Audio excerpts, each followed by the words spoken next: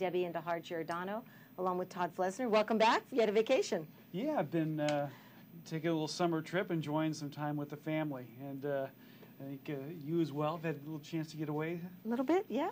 Terrific. Well, yeah. hopefully the folks out there, enjoy their summer, enjoy the great weather we have here in Milpitas in California. Just a quick reminder, those that are watching, you can see us on Monday, Wednesday, and Friday at 6:30 p.m. and Saturday and Sunday at 9 a.m. right here on local Comcast Channel 26 in Milpitas. Yep. So, yeah, it's been a great summer. I hope folks are enjoying their summer as well, and we enjoy bringing them interesting guests here on And you've brought a guest for us today. I certainly have. I'd like to introduce folks to Chip Jessup, and Chip is the principal of M Designs. They're an architectural firm. So Super. we're going to learn a little bit about architecture today and the role of an architect and when you might want to use an architect. And so, Chip, welcome. We're glad to have you. Thank you. It's very nice to be here. Great. Well, maybe just start off, tell folks a little bit about yourself, your background, and perhaps how you got interested in architecture. Okay. I have sort of a checkered history. I started as a history major in college and decided that wasn't what I wanted to do.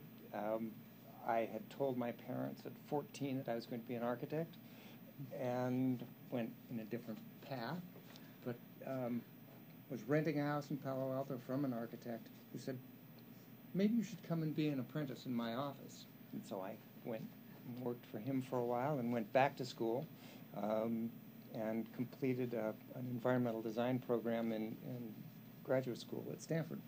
And Nice. then have worked since then. Wonderful, wonderful.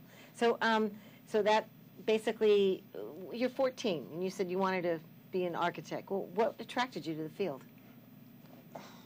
I've lived in lots of places. My father was a correspondent. I lived in Japan for most of my preteen years and lived in a stone house with a thatched roof, lived in a very traditional old Japanese house with rice paper walls and sliding doors and tatami mat floors and no heat, and as well as conventional Western houses. So I like the spaces that people live in. Okay, fair enough. Terrific. So, let me talk a little bit about kind of what the role of an architect is. And, you talk about design and space and those sort of things. But, for folks who are out there, maybe they're thinking about doing something different with their home or doing some remodeling or something. When might someone consider using an architect?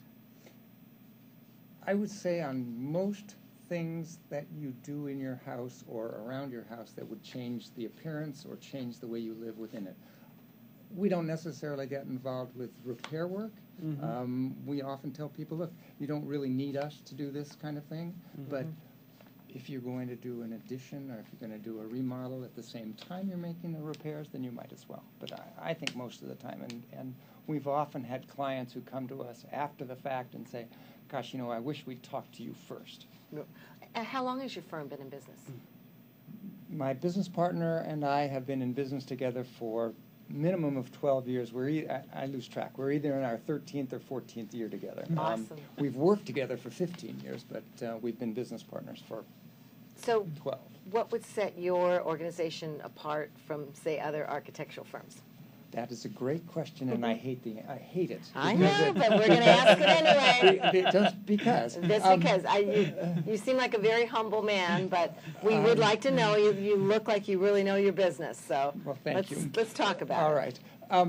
My partner's a woman. My business partner is a woman. She and I are several generations apart in terms of age, and she is originally from Pakistan. We have very different cultural backgrounds and very different life experiences, but we get along really well. We have an excellent staff, and we bring a whole different, I think, set of ideas to projects just because of those. Okay, good. So with that, do you have like a design philosophy or an imprint that you say is an M Designs imprint that you have on your projects?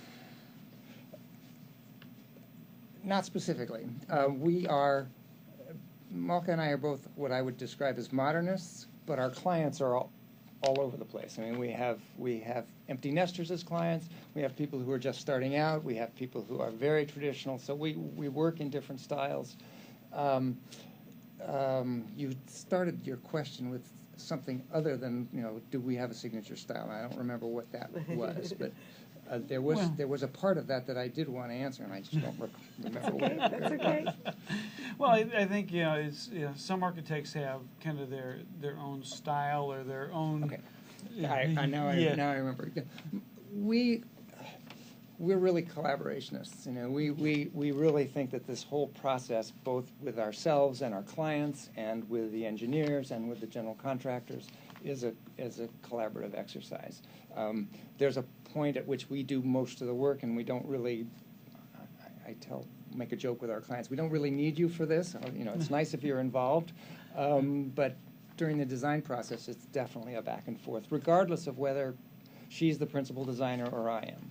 Okay, I think that opens up to another thing that I'm interested in, process. So Okay. Todd had asked you, who would need it and what. So somebody has hired you Okay. to do some work. So tell the layperson out there, what is the process? I'm going to focus on residential work Please. because it's most of what we do. Okay. It begins with learning and understanding what the scope of the project is and who are our clients, what is it that they want to accomplish, what are their expectations, what are their budgets, what are their needs, what are the limitations on the property, and what are the opportunities for that property. That's the first step. We talk to the clients, we do a program, we talk to the Sounds local, like it's fact-finding. primarily, yes. The second stage is once we get into design. We do, generally 2 or 3 or 4 or 5 different iterations of a design. Okay. It's back and forth with our clients. We often have a design review process with the local jurisdiction. It depends on the scope of the work. We like to bring the general contractors into the process very early in the game because they both bring expertise in cost estimating that I know how to do it, but they do it on a daily basis, so we get a better reality check from them. Once we know we have a viable project, then we do the construction documents and then bring the engineers into the picture and coordinate with their work, submit on behalf of our clients for a building permit, and then participate in the construction process. Good. Well, you mentioned a couple of other disciplines in there, general contractors and architects. So how do those pieces fit together, and how is the role of an architect maybe unique or different than the skill sets that those other professions bring? Historically, and probably until a couple of 100 years ago, the architects were the master builders. We were the engineers, we were the designers, we were the builders. It's become a much more specialized world, but we still are the ones who are involved with the overall, with an overall understanding of the project, of the scope of the work. We may not have the same expertise that the engineer has. We may not have the same competence to build that the contractor has, but we have to have at least a reasonable understanding of all of these things. Their work is, they're all creative individuals as well, but their work is typically more specialized. So let's talk about some exciting projects. What might be great projects to work on? We have lots. I think of, for me, when I think of additions to Sure. homes. I think of maybe an additional bathroom or a second story on a one-story home or some square footage to Sure. the rear of the lot. Sure. What are some of the other exciting things you do? We have a wide range of projects that we work on. We've done a number of new homes lately, but most of our work is additions, remodels, alterations. It's repairs and combinations thereof. Now, most exciting ones recently are there's a house that we did in Palo Alto that's a 2-story home. It started out as, I would describe it as a rehash of a home that our clients had built for themselves. And it turns out we couldn't make it work with the program that we had, so we convinced them that it was a good idea to start over. Let's scrap what we've done because it won't work, and start over. And they were amenable to it, and I think they're really happy with the results. Nice. Wow. We've also done, we have I wasn't going to talk about any commercial or other work, but we've, as I said, we have sort of an eclectic mix. We've recently helped both an evangelical Christian church and a mosque on their remodels and their expansion projects. So it's kind of fun. Good. Oh, terrific. Well, what do you see as the real enjoyable aspects? What are the things that you really take the most satisfaction from in terms of your work as an architect? It sounds like a cliche, but we really like when our clients come back to us and the project is done and they say, this is better than what we thought we were going to get. Yeah. And we've been fortunate. Often that happens. It almost sounds like you're kind of the eyes of the project. You have that vision where the Hopefully. and to be able to see the result at the end of the line where the client, maybe they can't see through all that, but you can project the vision. That's part of what we do. We do have clients who are very understanding. They have a good visual sense. They understand drawings. They understand discussion. Other people have not a clue, and so it's kind of that would be me. Question about how to parse all of that out. Chip, I want to ask you about green. That's been the buzzword here for many years and late. So talk about sustainable design or green, or how that fits into your Okay. Well, it's been part of our practice for years. It's so much easier today. The state building code, there's now a California Green Building Code, which basically mandates that a lot of the things that we've been trying to convince our clients to do, there's now just part of the landscape, and it just happens. So it's nice. Now, how far you go with it and how elaborate it gets is up for discussion, but it's something that we now have to do. It's not something that is an option. Now, are there other certifications that go along with that, or is it just part of the building code in terms of the green aspect of design these days? I mean, I've heard of things like the LEEDs certified buildings and those sort of things. Well, yes. I mean, there are LEED as a certification process. There is LEED for residential work, but it's primarily commercial. In California, we have more of I'd say Build It Green and the I forget what the other one is, but U.S. Green Building Council, and we are members of those. Okay. What do you find to be the most challenging aspect of your job, your career?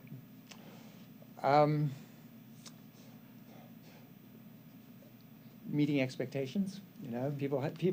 People's expectations are, tied to their budgets. They're tied to time. They're tied to their love for their property, and balancing both the requirements of a jurisdiction or an agency and the constraints of the lot and the property, the limitations on budget. Those are all things that we have to take into account as we design. Sounds like a lot of balls you have to juggle to get to the. Well, and everybody has a budget. Well, let's say there's somebody out there who's watching us and they're thinking about taking on a project, or maybe thinking about, I ought to be talking to an architect. What are some of the questions that they should be asking or be thinking about in that process? That's a good question. Why should we pick you? I mean, use that other question. That would be a good starting point. How long have you been in business? What's the status of your license? Do you have references? Have you done work like this before? Are you familiar with the particular community that we live in? Are there unique things about what you do that lend itself to the particular project we have? Okay. I'm imagining as well that you might be able to look at past designs that you've done, absolutely. And you get an idea of what that Some work looks like. credibility there. Yeah, social media is great these days because people can see your work on House. There's all sorts of Yelp reviews. Hopefully they're good. Okay. Well, Chip, we want to thank you very much for coming. Do you have a website? We do. Let's go ahead and put on the website there. Okay. It's www.mdesignsarchitects.com. It's all one long word. We'll put that up. And how about a phone number they can contact? Sure. The office line is 650-565-9036. Great. Well, Chip, hey, it's been a pleasure having you today. Well, thank you. I learned a ton about design and the process and some of the good questions You're to ready to ask. go forward and build, right? Now, when are we going to start? We got to get you up to the house and take a look around. Okay, So, excellent. terrific. But again, thanks for being our guest today. Really You're very appreciate welcome. it. Thank you very both. much. Thank you very much.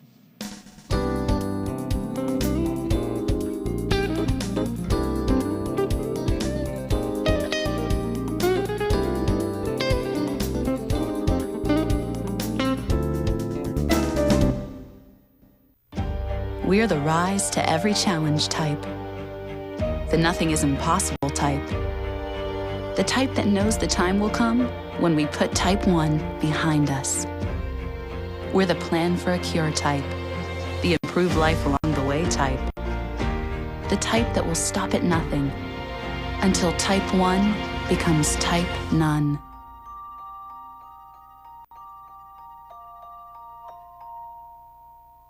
Oh, hey, bud. Where you headed? Just gonna hang out. With Gary and Todd? Yeah? I've been meaning to ask you, is there any drinking going on in this crowd? No? If any of your buddies ever pressure you to take a drink, just tell them you promised your dad you wouldn't. I'd do anything to keep you safe. Okay, I will. I hope this is working. I promise. Love you too, Dad. They really do hear you. For tips on what to say, visit underagedrinking.samhsa.gov. Drownings are the #1 cause of accidental death for young children. Simple safety steps are the best way to prevent these tragedies. Make sure kids learn how to swim. Designate an adult water watcher to watch kids in and around water. Save the phone calls and texts for when the kids are out of the water. Properly fence all pools with fences at least 4 feet high and with self-closing, self-latching gates. When above-ground pools aren't in use, remove the ladders. When pools aren't in use, cover them. Teach kids to stay away from drains. And if a child is missing, check the pool or spa first. Consider the steps you take, then add a few more. Because you never know which pool safety step will save a life. Until it does. Simple steps save lives. To learn some new ones, visit poolsafely.gov.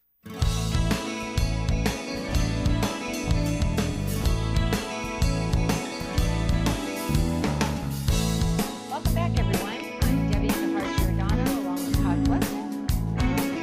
Working it out in front of TV. We're doing a wrap-up segment. We're looking at the activity level for the local market for the month of July. And so let's open up. There's an article, it just came out in, it was online, U.S. economy rose back to life in second quarter. It says the U.S. economy rebounded sharply in the second quarter as consumers stepped up spending and businesses restocked, putting it on a course to end the year on solid footing. I guess you're seeing some good economic indicators. Well, yeah, we just got some reports out here in the last week or so about GDP. GDP is up 4% this last quarter. That's on the heels of the first quarter of 2014 that was pretty much flat, no growth first quarter. And so economists are pleased with that. We're starting to see some growth, some rebound. We've been seeing that in the job market as well. The unemployment numbers are down in the low 6% range now. The Fed has been kind of targeting getting below 6% as they've been looking at long-term interest rate policy. And so there's a sense that we're finally into a little bit more of a recovery, a more sustainable recovery sort of phase with the economy. Nice. Yeah, and so that's good. That's great for folks who are thinking about buying a home, of course, because that stability in the economy gives you the confidence that you need in terms of employment and the outlook for the future. So you're seeing what I'm seeing is that stability in the economy. Mm-hmm.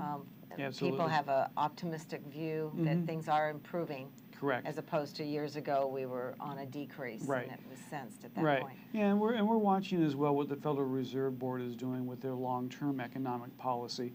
We've been in what we refer to now as a wind-down process with TARP, the Troubled Asset Recovery Program, where we're tapering now the purchase of of bonds that the Fed is doing. And so that process continues here. Okay. And we're really on target with that.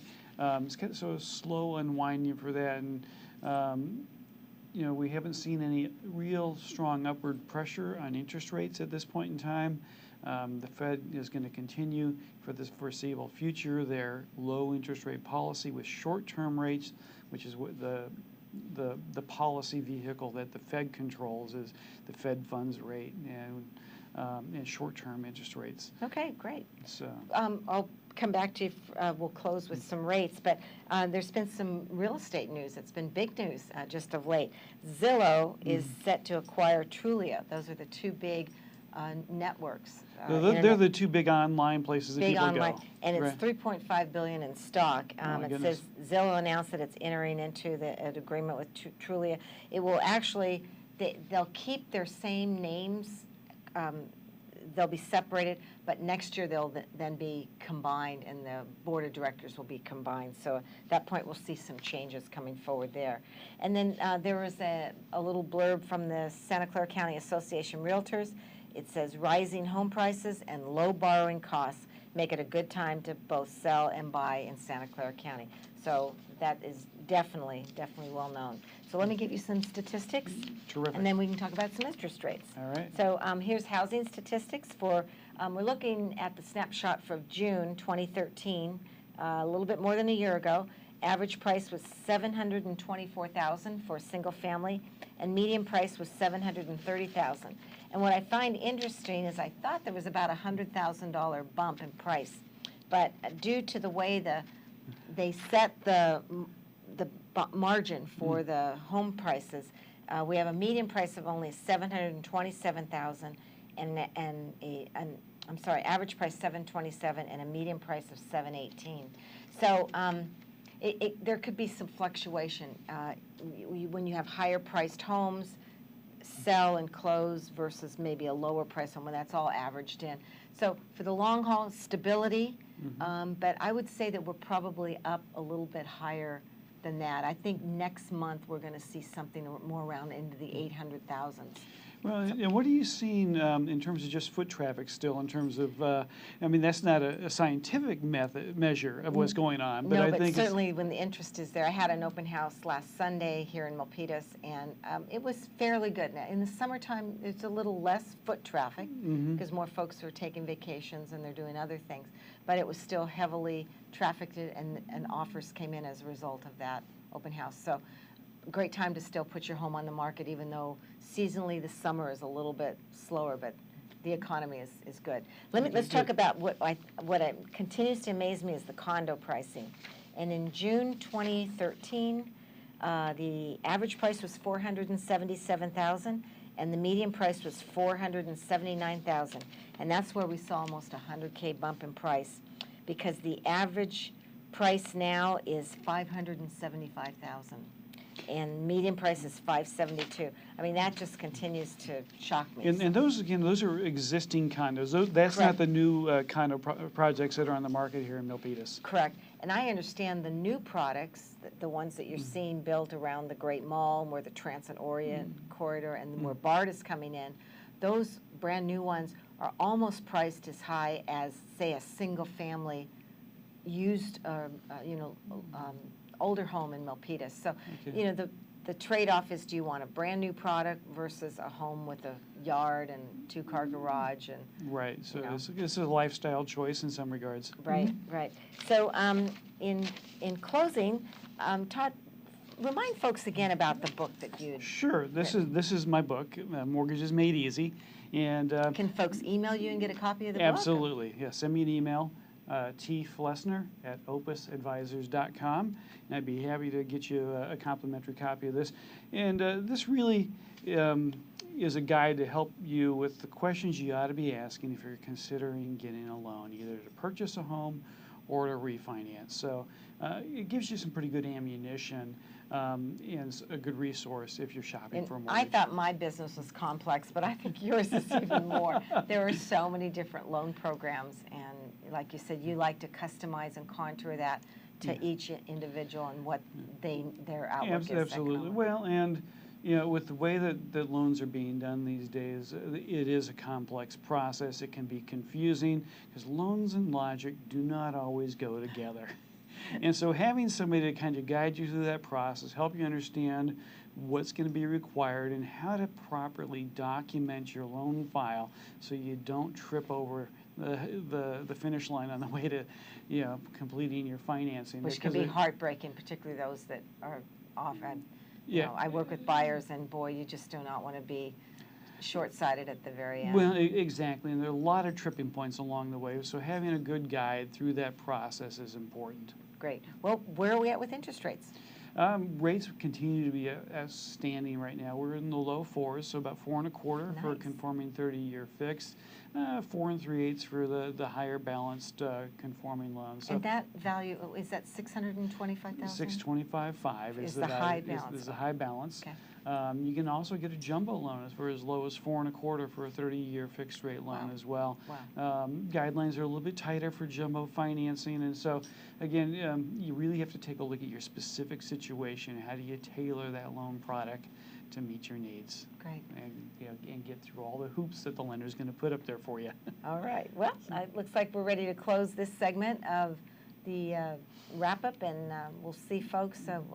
We're going to be out and about in a couple weeks, I understand, in the community. So find out where we're going to pop up and interview next. Good. If folks have a question about the local market or real estate in general, yep, they can reach me at giordanodj@aol.com. Terrific. And if you want a copy of my book, I'd be delighted to get it. Great. To you. Thank Thanks. you, Todd.